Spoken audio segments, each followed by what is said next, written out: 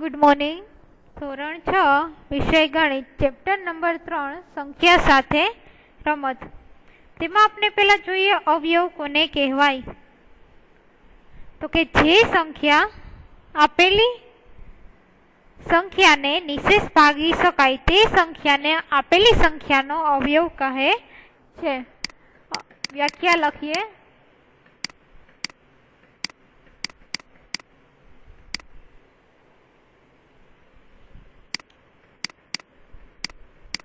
જે સંખ્યા વડે આપેલી સંખ્યાને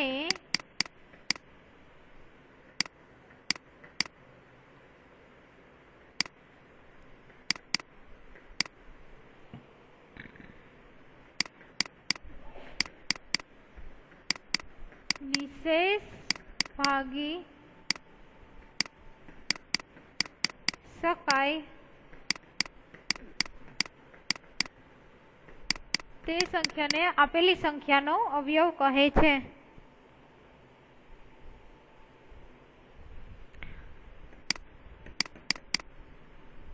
દાખલા તરીકે તમે 10 સંખ્યા લ્યો તો 10 ભાગ્યા 1 કરું એટલે કે મને 10 મળશે તો નિશેષ ભાગી શકાય તો 10 નો અવયવ 1 થશે. પછી હું કરું 10 ભાગ્યા 2 તો 2 50 10 તો બીજો અવયવ કયો થઈ શકે 2. અને 10 ભાગ્યા 5 કરું તો 5 દુ 10 એટલે કે 2 મળે તો 1 2 અને 5 એ 10 ના અવયવ થઈ શકે. હવે 1 છે એ દરેક સંખ્યાનો અવયવ થશે. શું કામ? તમે કોઈ પણ સંખ્યાને 1 વડે તો ભાગી જ શકો. 20 હોય તો 20 ભાગ્યા 1 કરો એટલે જવાબ મળે 20. એટલે કે 1 છે એ દરેક સંખ્યાનો અવયવ છે અને દરેક સંખ્યાનો નાનામાં નાનો અવયવ થશે. દરેક સંખ્યાનો નાનામાં નાનો અવયવ અને 1 થશે. અને દરેક સંખ્યા છે એ પોતાનો અવયવ છે. દરેક સંખ્યા પોતે પોતાનો અવયવ છે અને દરેક સંખ્યા છે એ જ એનો શું થશે મોટામાં મોટો અવયવ. જોઈએ કેવી રીતના. તો કે ધારો કે મેં સંખ્યા લીધી છે 25 તો 25 નો ભાગાકાર 25 વડે કરીશ તો જવાબ મળશે 1. એટલે કે મેં 25 વડે ભાગી શકું તો મેઇન સંખ્યા હતી આપણી 25 એનો અવયવ શું થયો 25. અને 25 સંખ્યા છે તો એનાથી મોટી સંખ્યા વડે એને ક્યારેય ભાગી શકાય નહીં એટલે એનો મોટામાં મોટો અવયવ થશે.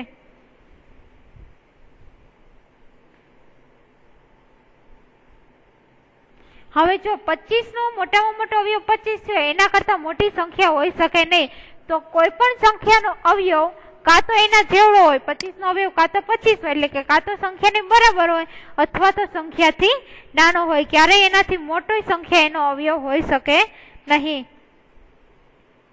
હવે જોઈએ એના અવયવી કોને કહેવાય. તો કે આપેલી સંખ્યાને નિશેષ ભાગી શકાય તેવી દરેક સંખ્યાને એનો અવયવી કહેવાશે. હવે જોઈએ આપણે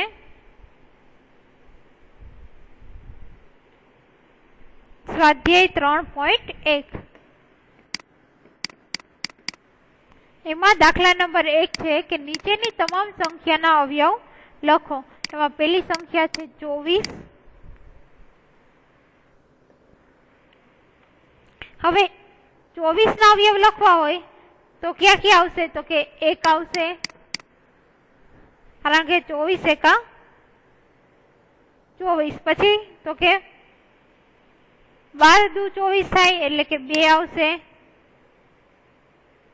ટૂંકમાં ક્યાં ક્યાં પાડામાં 24 આવે એ તમારે લખવાનું છે. તો 3 ના પાડામાં આવશે 3 8 24. 4 ના પાડામાં આવશે 6 ચોક 24. 8 ના પાડામાં આવશે 3 8 24.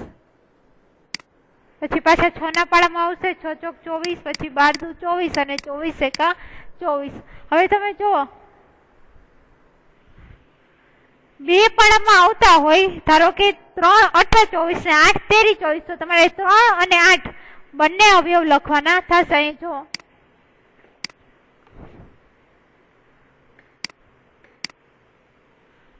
3 અને 8 બંને લખ્યા છે, કારણ કે 3 8 24 થાય તો 8 13 24 થાય, પછી 12 દુ 24 થાય અને 2 ગુણ્યા 12 24 થાય, તો 12 અને 2 બંને અવયવ લખવાના છે. પછી 6 ચોક 24 તો 6 લખવાના અને 4 પણ લખવાના. ટૂંકમાં જેટલા પાડામાં આવતો હોય એ બધી સંખ્યા લખવાની.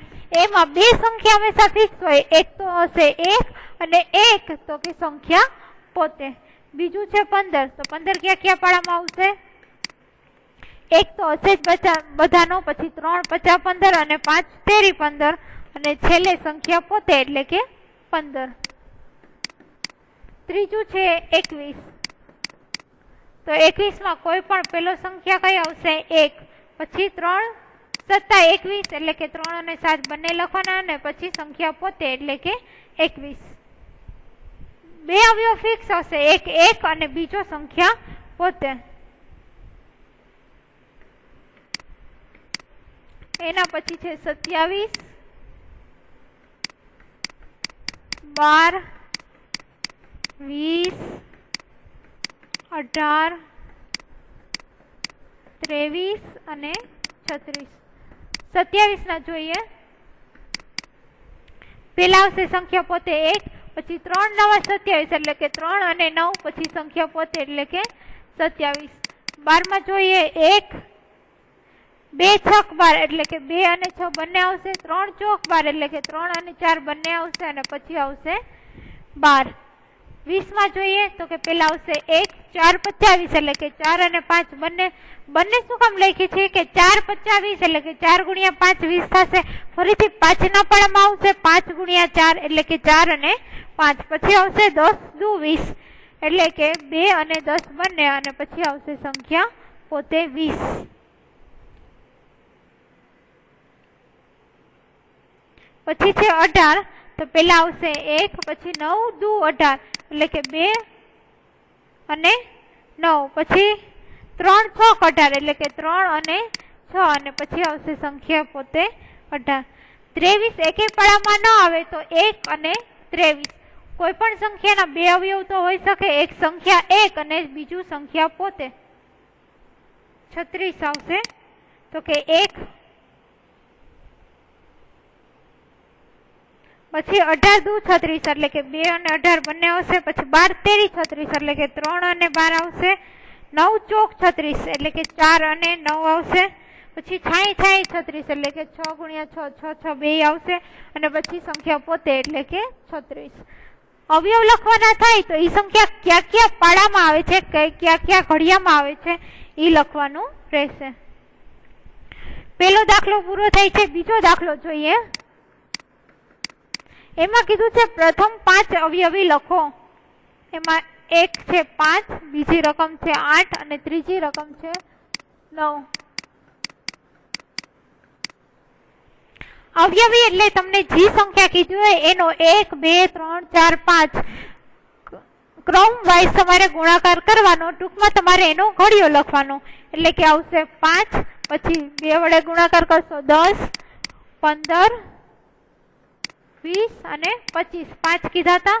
પછી 8, તો કે 8 એકા 8, 8 દુ 16, પછી 24 32 અને 40.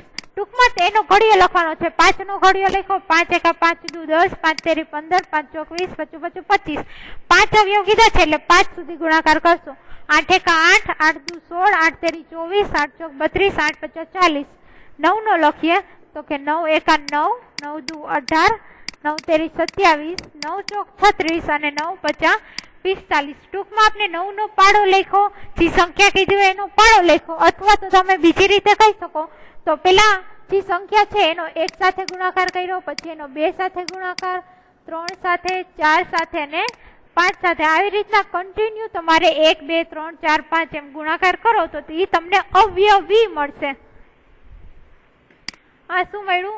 અવયવી. અને અવયવ કીધા હોય તો તમને જે સંખ્યા કીધી છે એ ક્યાં ક્યાં પાડામાં આવે એ લખવાની. તો આ બંને ફેર છે અવયવ અને અવયવીમાં. ત્રીજું છે ઊભી એક હરોળ અને ઊભી બે હરોળની સરખામણી કરો. તો તમને આપેલી છે ઊભી હરોળ 1 અને ઊભી હરોળ 2. બરાબર, આ બે પાર્ટ આપેલા છે. અહીંયા આપેલું છે 1 2 3 4 અને 5. 35 15 60 20 અને 25. અહીંયા આપેલું છે એમાં 8 નો અવયવી, બી માં 7 નો અવયવી, સી માં 70 નો અવયવી, ડી આપેલું છે 30 નો અવયવ, ઈ આપેલું છે 50 નો અવયવ અને એફ આપેલું છે 20 નો અવયવ. આપણે બંનેને જોઈન્ટ કરવાના છે. એ જો 35 છે એ શું થશે તો કે 7 નો અવયવ, કારણ કે 7 ના પાડામાં 35 આવશે. 7 ગુણ્યા 5 એટલે કે 35, તો 7 નો અવયવ. બીજું છે 15, ઈ થશે 7 નો અવયવી, કારણ કે 7 ગુણ્યા 5 કરશો એટલે 35.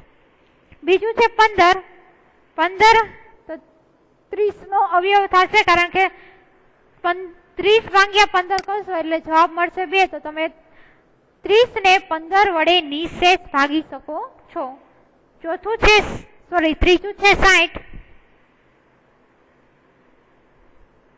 તો ઈ આવશે 8 નો 60 નથી, ત્યાં છે 16. 60 ની જગ્યાએ શું છે રકમમાં 16. તો 16 છે એ શું થશે તો કે 8 નો અવયવી, 8 ગુણ્યા 2 એટલે કે 16. ચોથું છે 20, ઈ થશે 20 નો અવયવ. કોઈ પણ સંખ્યા તે પોતે જ પોતાનો અવયવ હોય છે. પાંચમું છે 25, ઈ થશે 50 નો અવયવ, કારણ કે 50 ભાગ્યા 25 કરો તો તમે નિશેષ ભાંગી શકો. 25 ગુણ્યા 2 એટલે કે 50, તો 50 ને તમે 25 વડે નિશેષ ભાંગી શકો છો.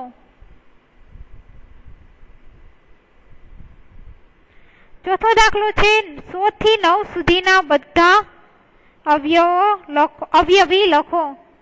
100 સુધીના 9 ના બધા અવયવી લખો. એટલે કે 9 નો તમારે 1 2 3 4 5 6 7 કન્ટિન્યુ ગુણાકાર કરવાનો. ક્યાં સુધી તો કે તમે જ્યાં સુધી જવાબ 100 ન મળે ત્યાં સુધી.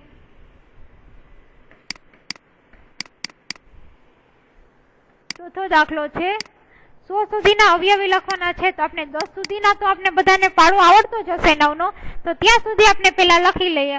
9 એકા 9, 9 દુ 18, 9 તેરી 27, 9 ચોક 36, 9 પચા 45, 9 છક 54, 9 સત્તા 63, 9 અઠા 72, 99 81, 9 દાન 90. આપણે 100 સુધીના લખવાના છે. 9 ગુણ્યા 10 એટલે કે 90 થયા. તો હવે આપણે શું કરવાનું? 9 ગુણ્યા 11. 9 ગુણ્યા 11 કેટલા થશે તો કે 99. તો એ 99 એ પૂરું થઈ ગયું. આપણે ખાલી 100 સુધીના જ કરવાના છે. 9 ગુણ્યા 12 કરશી તો 100 કરતા જવાબ વધી જાય. તો જવાબ ક્યાં સુધી આવશે? 99. આ છે 9 ના અવયવી. અહીંયા તમારું સ્વાધ્યાય 3.1 છે એ પૂરું થાય છે.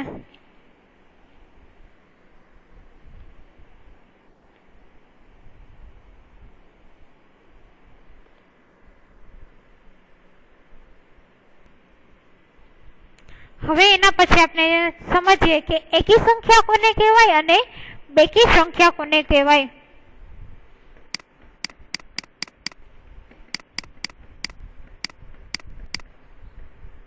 તો કે બેકી સંખ્યા કોને કહેવાશે?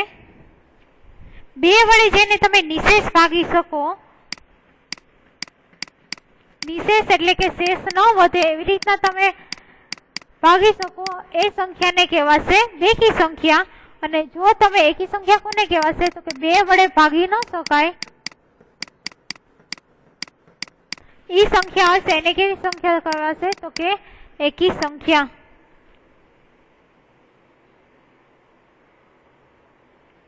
એના પછી છે અવિભાજ્ય સંખ્યા કોને કહેવાય અને વિભાજ્ય સંખ્યા કોને કહેવાય?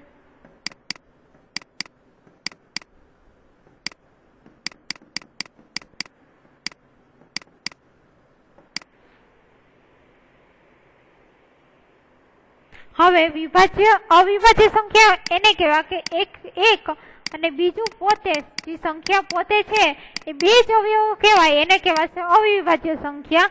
કારણ કે બીજા કોઈ વડે એને ભાગી શકાતા નથી. એક સંખ્યા જે પોતે છે એ, ધારો કે 23 હોય તો 23 અને એક સંખ્યા એ બે વડે જ એને ભાગી શકાય, એને કહેવાય છે અવિભાજ્ય સંખ્યા. અને વિભાજ્ય સંખ્યા કોને કહેવાય? તો કે 2 થી વધારે જેના અવયવો હોય, 2 થી વધારે જેના અવયવો હોય એને કહેવાય છે વિભાજ્ય સંખ્યા. 2 થી વધારે શું કામ? કારણ કે કોઈ પણ સંખ્યાનો અવયવ 2 તો હોય જ શકે. એક સંખ્યા પોતે અને એક એટલે કે 23 હોય તો 1 અને 23 બે સંખ્યા થઈ તો એ 2 તો એના અવયવ છે, પણ એ અવિભાજ્ય સંખ્યા છે. તો 2 થી વધારે જેના અવયવ હોય એને વિભાજ્ય સંખ્યા કહેવાશે. અવિભાજ્ય સંખ્યામાં માત્ર 2 જ અવયવો હોય. હવે સૌથી નાની વિભાજ્ય સંખ્યા કઈ થશે? સૌથી નાની અવિભાજ્ય સંખ્યા થશે 2.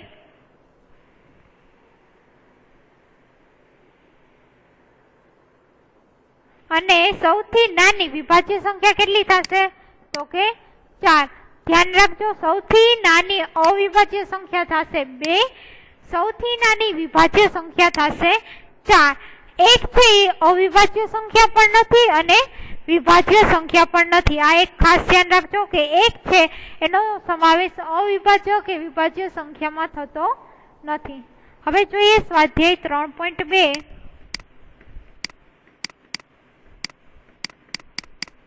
એમાં જોઈએ દાખલા નંબર 1.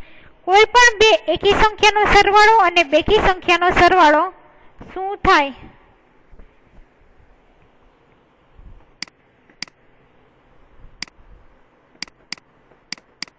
તો એકી સંખ્યાનો સરવાળો લઈએ, કોઈ પણ બે એકી સંખ્યા લઈએ, ધારો કે 3 અને 5 છે તો 8 છે એ બેકી સંખ્યા મળશે. તો એકી સંખ્યાનો સરવાળો શું થઈ શકે? તો કે બેકી સંખ્યા. 8 છે એ કેવી છે? બેકી, કારણ કે એને 2 વડે ભાંગી શકાય. 8 ભાગ્યા 2 શું મળશે? 4. હવે જોઈએ કોઈ પણ બે બેકી સંખ્યા એનો સરવાળો શું થશે? તો કે 4 વત્તા 6 તો શું મળ્યું? 10. તો એ પણ શું મળે છે? બેકી સંખ્યા. હવે બીજો દાખલો જોઈએ.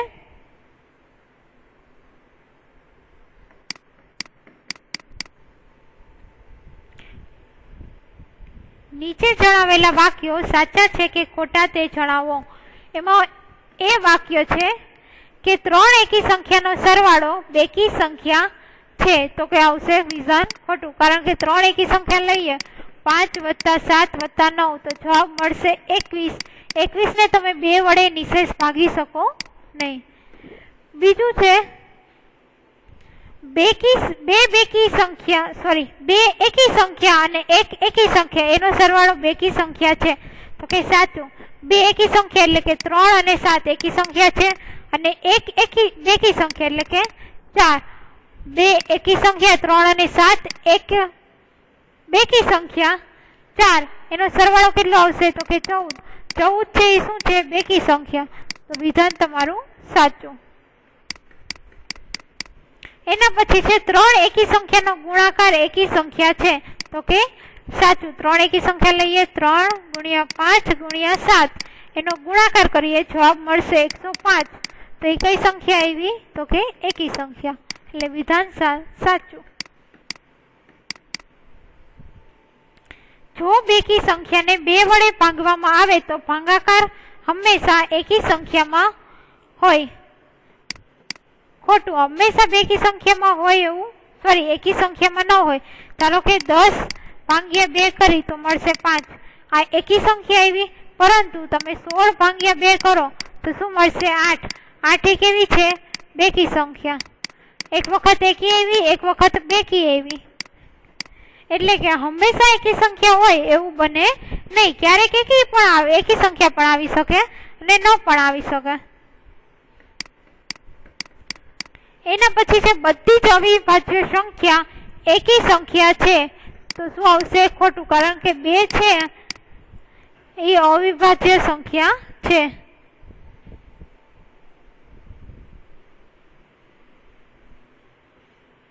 એના પછી જોઈએ F. અવિભાજ્ય સંખ્યાને અવયવ હોતા નથી.